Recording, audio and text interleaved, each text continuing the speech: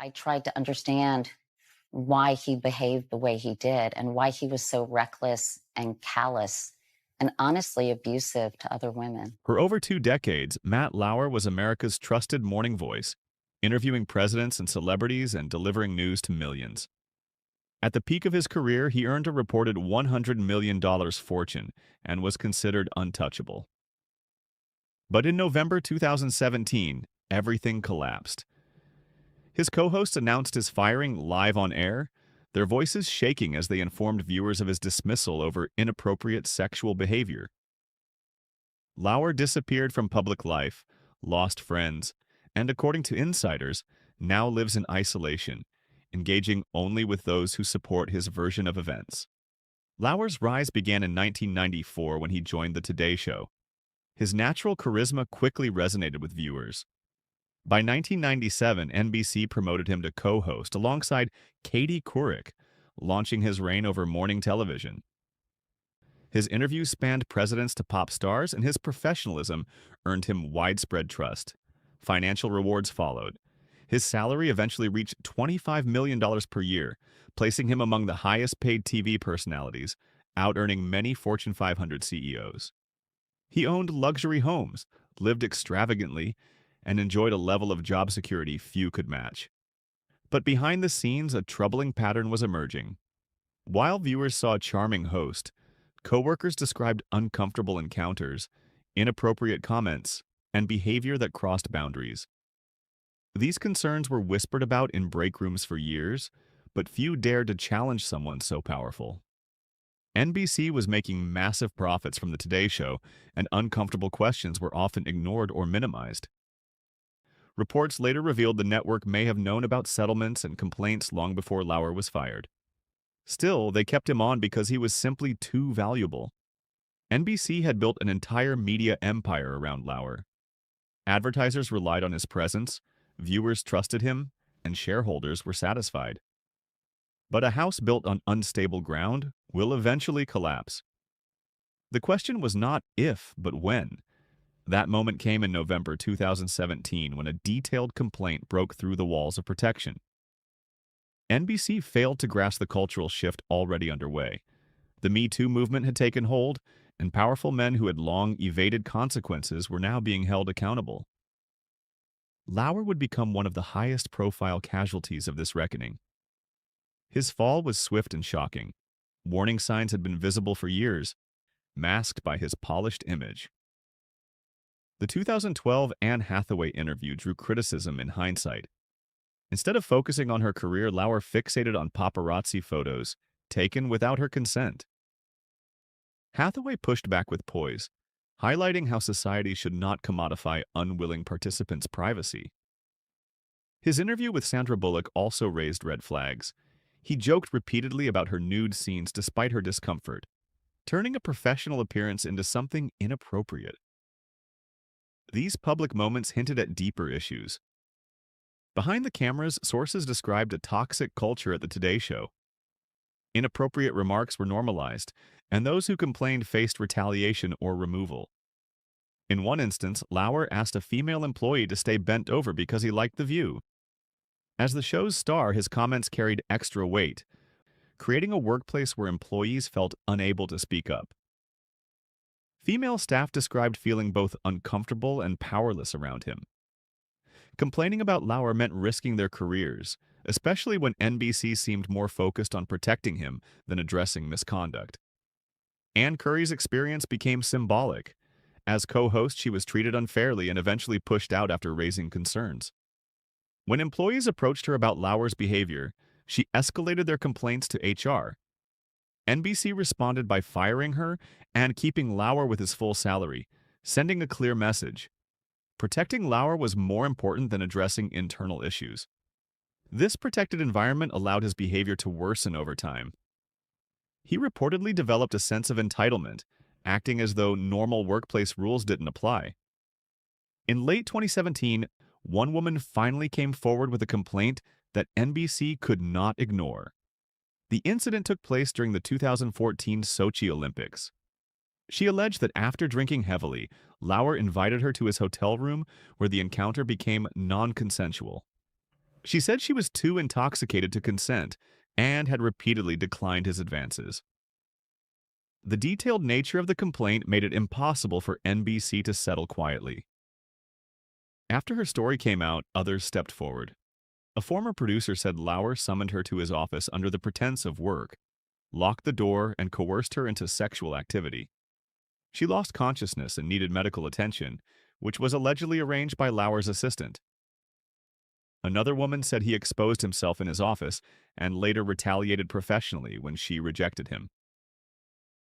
One received a sex toy with a note describing how he intended to use it with her. The pattern was clear. Multiple women across many years reporting the same abuse of power. There were also claims that NBC had quietly settled past complaints using NDAs. Journalist Ronan Farrow investigated the case and found evidence of such arrangements. NBC denied it, but the weight of the allegations grew too large to dismiss. The optics were devastating. Lauer, the face of NBC at a global event, allegedly took advantage of a colleague.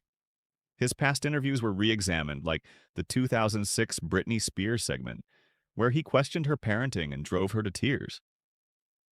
Documentaries later cited it as an example of media mistreatment. With Harvey Weinstein's scandal still fresh, NBC had no option but to act. Protecting Lauer would have sparked immense backlash. Executives who had spent years defending him now saw the cost of keeping him was far greater than letting him go. On November 29, 2017, Lauer's career ended. NBC fired him within hours of receiving the complaint. His co-hosts learned the news just before going on air. Savannah Guthrie and Hoda Kotb informed viewers live, struggling to process what had happened. For millions who welcomed Lauer into their homes, it was a betrayal. Overnight, he became a pariah. No network or production company would touch him. His $25 million salary was terminated, and he received no severance beyond what he had already earned. Personally, the fallout was even worse. Lauer became isolated. Once a regular at social events and elite gatherings, he was now avoided. Former friends stopped calling, and his social life collapsed. Sources say he now surrounds himself only with people who support his narrative. He retreated to his Hamptons estate far from the media spotlight. His marriage to Annette Rowe ended. She had reportedly known about his behavior for years but stayed for their children. Their divorce revealed the toll his actions had taken on his family. Lauer reportedly refuses to fully accept responsibility. He sees himself as a victim of overreaction and believes his punishment was excessive. In 2019, he attempted to come back with an op-ed defending himself. It was poorly received and only reinforced perceptions of his lack of remorse. He was later seen dating Shaman Abbas, but even that relationship highlighted his isolation. His public appearances remain rare. Despite retaining some wealth, his lifestyle has changed. The privileges of his former status are gone. Unlike other disgraced figures who attempt comebacks via podcasts, memoirs, or interviews, Lauer has stayed mostly silent. There's been no serious attempt at redemption. Whether this is due to recognition of the damage done or denial of reality is unclear. Either way, he remains disconnected from the public and the consequences of his actions. Lauer's fall wasn't just about personal misconduct. It exposed deeper systemic failures in how the entertainment industry protects powerful figures. NBC's immediate firing of their highest-paid star became a turning point, signaling that financial value could no longer shield bad behavior.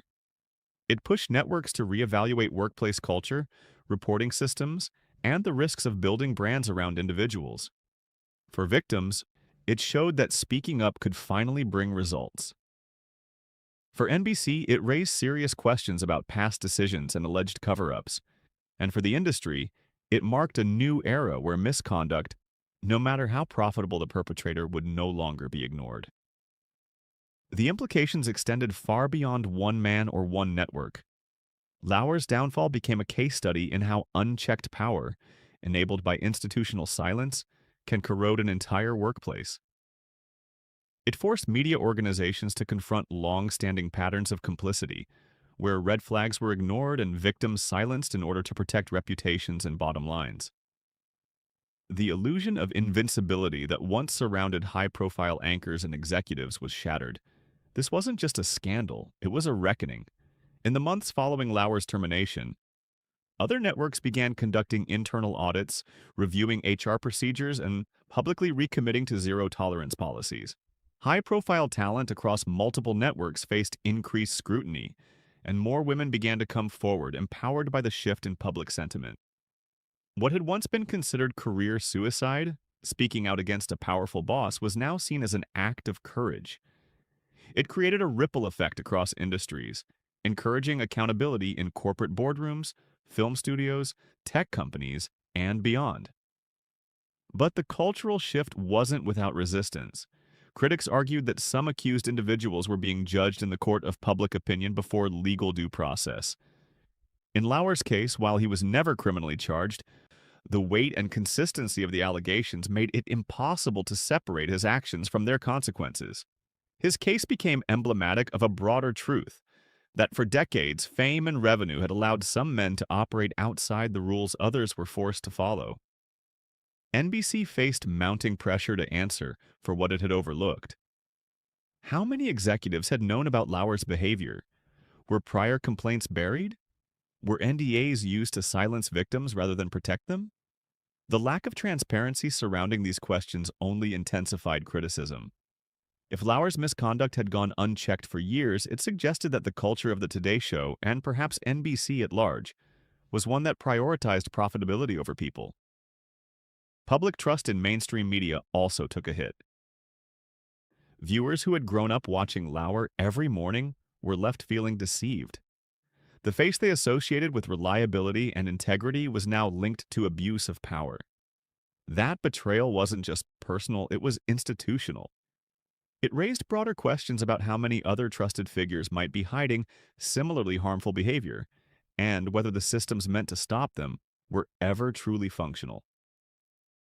In the wake of the scandal, workplace training programs were overhauled, reporting mechanisms were strengthened, and conversations about power, consent, and accountability entered the mainstream. But change wasn't just about policy, it was about culture. The old code of silence, where bad behavior was tolerated if the ratings were high enough, began to break down. Networks could no longer afford to turn a blind eye to misconduct, even when it involved their biggest stars. Matt Lauer's story is now a cautionary tale, not just of personal failure, but of a system that enabled and protected that failure for far too long. His fall marked the beginning of a cultural shift that continues to reshape the media landscape. And while the road to meaningful change remains ongoing, the message is clear. No one is above accountability, no matter how high their profile or how large their paycheck.